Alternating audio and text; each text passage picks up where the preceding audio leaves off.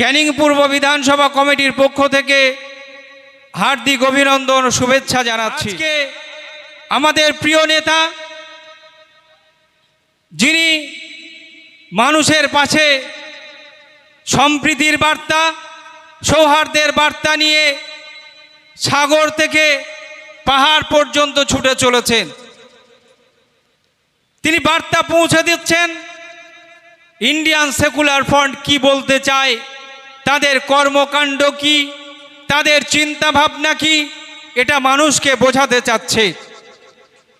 তাই তো আমরা দেখতে পাচ্ছি ইন্ডিয়ান সেকুলার ফ্রন্টের পতাকা সাগরের ধারে যেমন উঠছে, তেমনি পাহাড়ের দিকেও ইন্ডিয়ান সেকুলার ফ্রন্টের পতাকা কিন্তু উঠতে চলেছে। আপামর মানুষ প্রিয় বিধায়কের কর্মকাণ্ড দেখে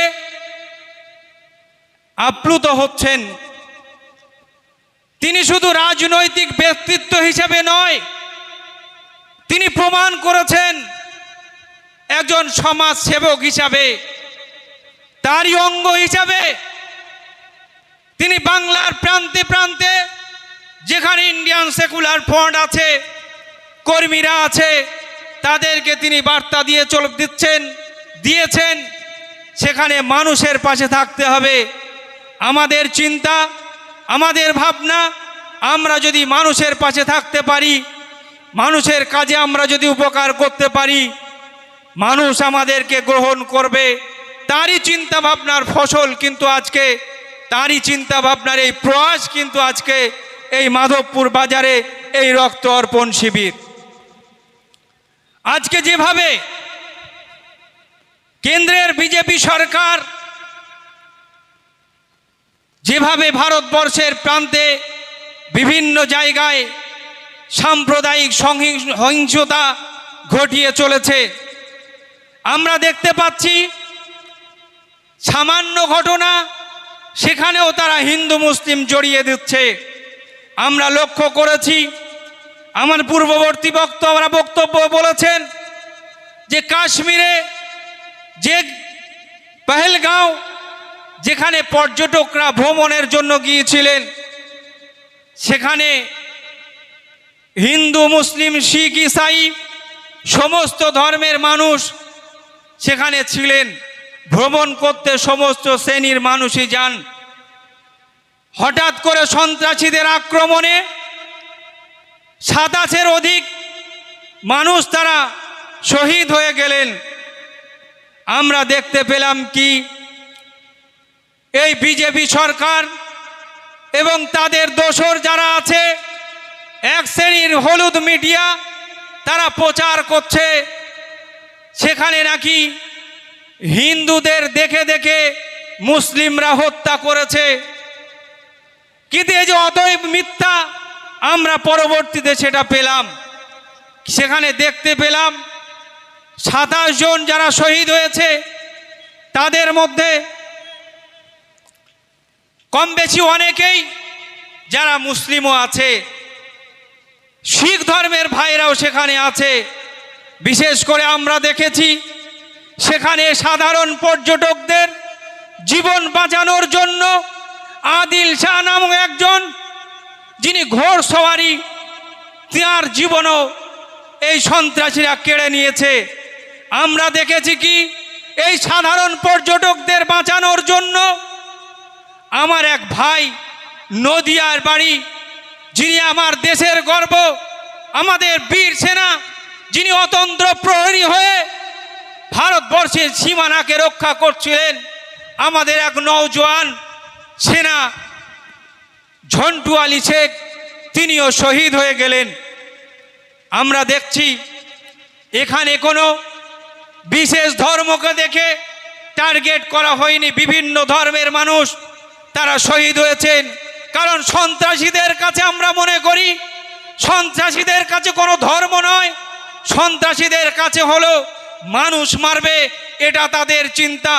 ইন্ডিয়ান সেকুলার ফ্রন্ট মনে করছে যারা আজকে এই পহেলগাঁওয়ের ঘটনা নিয়ে হিন্দু মুসলিম বৈরিতা তৈরির চেষ্টা করছে, আমাদের বাংলার সম্প্রীতিকে নষ্ট করার চিন্তা করছে, তাদের এই মানসিকতাকে ইন্ডিয়ান সেকুলার ফ্রন্ট ধিক্কার জানাচ্ছে।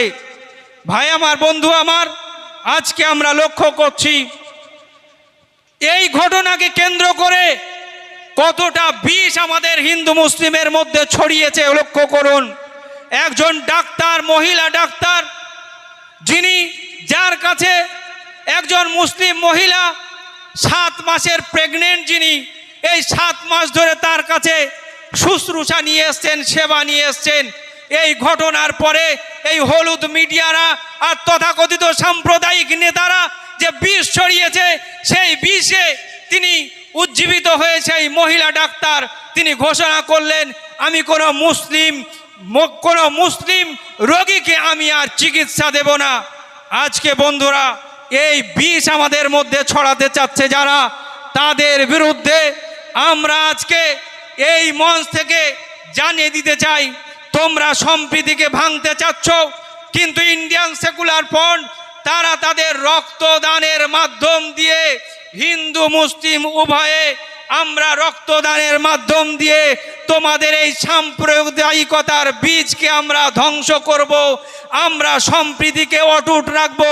আমরা সম্প্রীতিকে বজায় রেখে আমরা আমাদের পূর্বতন যে ঐতিহ্য, ভারতবর্ষের যে কালচার, হিন্দু মুসলিম শিখ ইসাই, আমরা একে অপরে একসাথে বসবাস করি, প্রতিবেশী হিসাবে একের দুঃখে অন্যের আমরা ছুটি, অন্যের দুঃখে আমরা পরস্পরে যে আমরা তাদের কাজে লাগি।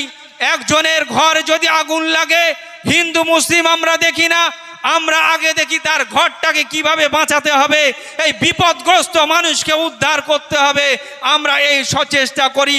এবং ইন্ডিয়ান সেকুলার ফ্রন্ট আজকে আপনাদেরকে এই বার্তা দিচ্ছে, আমরা যাতে আগামীতেও অসহায় মানুষের পাশে দাঁড়াতে পারি, ধর্ম বর্ণের ঊর্ধ্বে উঠে আমরা এই প্রচেষ্টা করে যাব। আমাদের প্রিয় বিধায়কের নেতৃত্বে আমরা আরও এগিয়ে যাব। আমরা আরও এরকম সমাজ সেবামূলক কাজের আমরা ব্রতী হব। এ আহ্বান আমরা রেখে সকলকে শ্রদ্ধা ভালোবাসা জানিয়ে আমার ক্ষুদ্র বক্তব্য শেষ করলাম।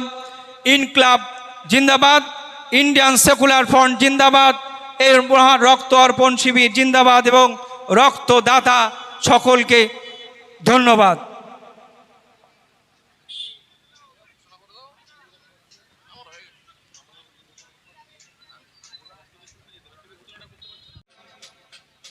বন্ধু সাথী, আজকে ইন্ডিয়ান সেকুলার ফ্রন্টের উদ্যোগে যে রক্ত অর্পণ শিবির অনুষ্ঠিত হচ্ছে, এর তাৎপর্য যদি আমরা দেখি, ভারতবর্ষের বিভিন্ন প্রান্তে যেভাবে মানুষের রক্ত নিয়ে হোলি খেলার চিন্তা চলছে, ইন্ডিয়ান সেকুলার ফ্রন্ট সেটাকে বন্ধ করতে প্রয়াস চালাচ্ছে।